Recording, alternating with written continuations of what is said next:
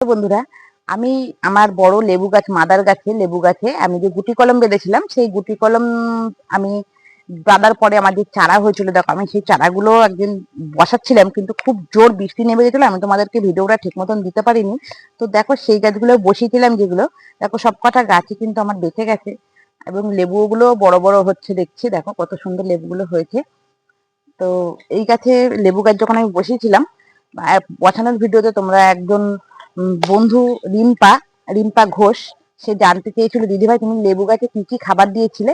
দেখো আমি লেবু গাছের মাটিটা যখন তৈরি করেছিলাম, তখন কিন্তু আমি গোবর সার, মিক্সচার খাবার, super phosphate, potash, vermi compost দিয়েছিলাম, আর দিয়েছিলাম হাড় গুঁড়ো আর নিমখোল আর তিনকুচি। আমি সমস্ত রকম খাবার দিয়েই কিন্তু আমি বসেছিলাম, তার জন্য আমার গাছগুলো আজকে বেঁচে গেছে আর খুব সুন্দর লেবুও হচ্ছে, দেখো লেবুগুলোও হয়েছে। তো বন্ধুরা, আমার ভিডিও তোমাদের কেমন লাগছে? যদি ভালো লেগে থাকে আমার চ্যানেলটাকে একটা সাবস্ক্রাইব করে দেবে আর নিচে থাকা বেল আইকনকে একটা প্রেস করে দেবে। দেখা হবে পরের ভিডিওতে।